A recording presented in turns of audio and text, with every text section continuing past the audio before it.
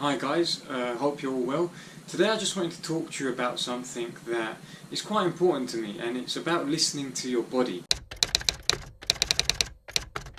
There's a few things I want to cover in this video when it comes to listening to your body, and I'm going to break them down into three parts. The first one is listening to your body when it comes to food, the second one is listening to your body when it comes to exercise, and the third one is listening to your body when it comes to rest. Before I even start, the main thing that you need to understand is that everybody is built differently. From a genetic standpoint, we are all different, and that's going to be the basis of everything that I cover today. So when we talk about listening to your body when it comes to food, this is something I think most people make the mistake of not doing, unfortunately.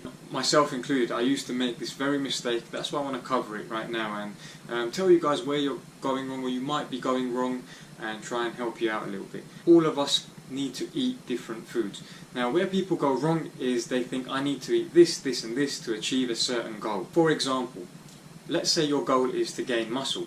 People tend to think, right, I need to eat this much protein and this much carbs, I need to get all this food in me all at once, I need to eat 6 chickens, 12 eggs, 3 pieces of fish, I need to drink 4 protein shakes, take all these supplements, and I'm going to get nice and big.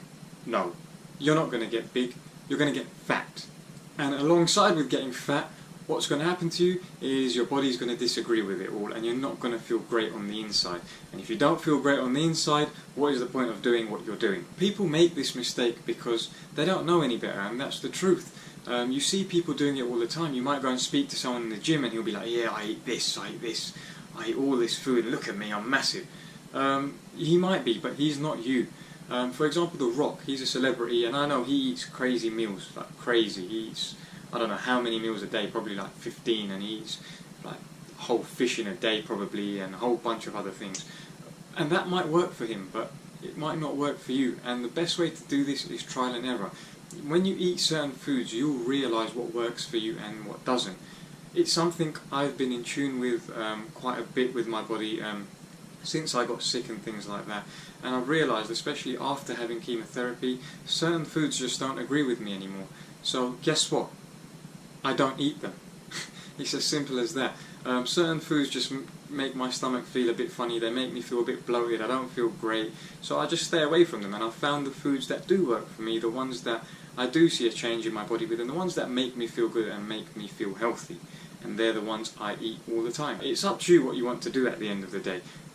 If you want, you can go and eat all the foods that you think are going to make you bigger, but then you'll be farting all day and shitting all night, and if that's how you want to live your life, that's entirely up to you. But me personally, I like being healthy. We're lucky that we're living in a time where so much food is available to us, and for whatever your goals are, you'll always be able to find something that will help you achieve them, and at the same time is going to make you feel good and is going to be good for you. So like I said, it's trial and error.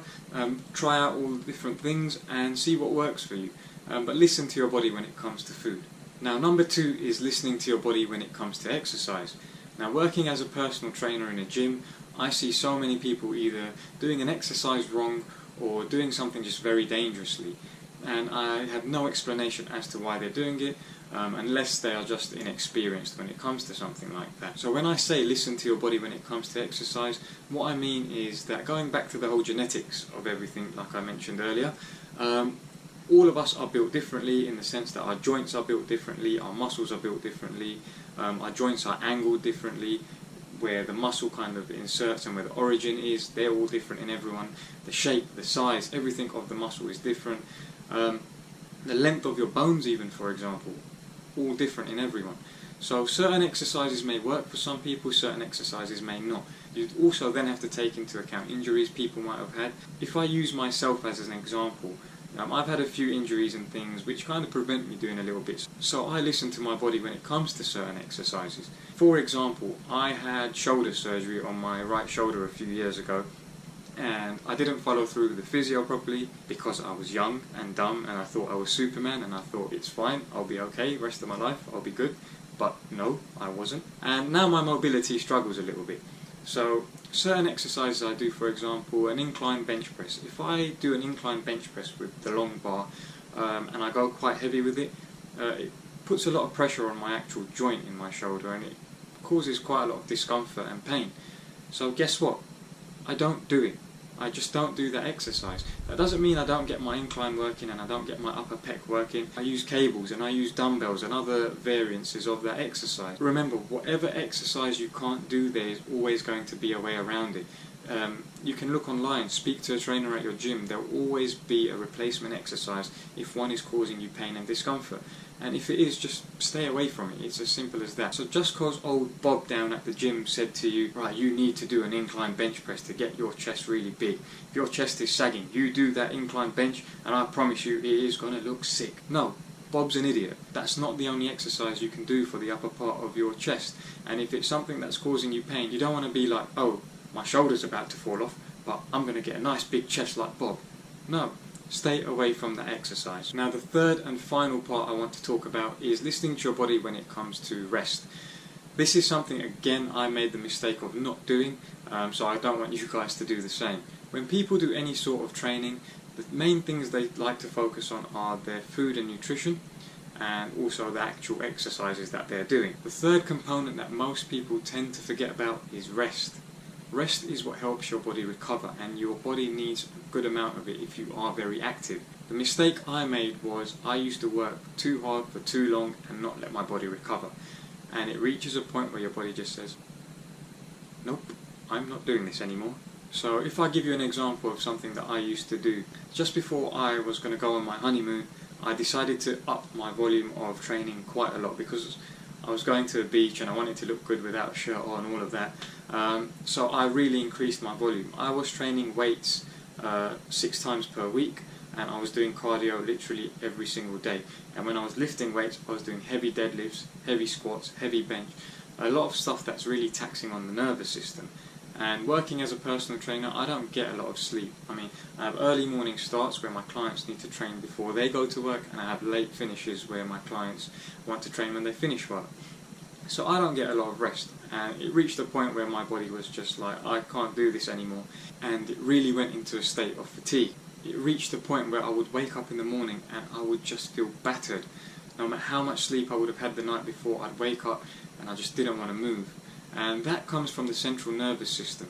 Now your central nervous system, or your CNS, is what controls your whole body, and it's what tells your muscles to fire off when they need to fire off and how many they need to fire off. When you kind of don't let that recover, it will reach a point where it just says, I'm not doing this. It may not even be that your muscles are tired. Your muscles might feel fine and you might feel like I can go and bench, but when you actually go to do it, you can't push the weight anymore, and that's because your nervous system has just shut down.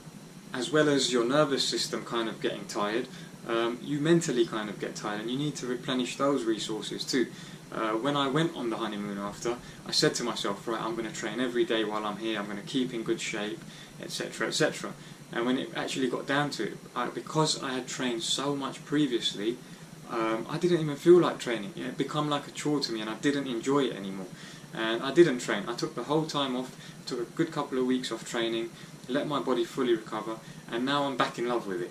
So sometimes you do need to just take a step back and realise I am maybe doing a bit too much, and I just need to relax with it a little bit. So they're the main things that I wanted to cover. So please, please, please listen to your body. It's your best friend. It's going to tell you when something's wrong. It's going to tell you when it likes something. It's going to tell you when it doesn't. The mistake we make is that we don't want to listen. I hope you enjoyed the video. If you haven't already, please subscribe to my YouTube channel. It would mean a lot to me.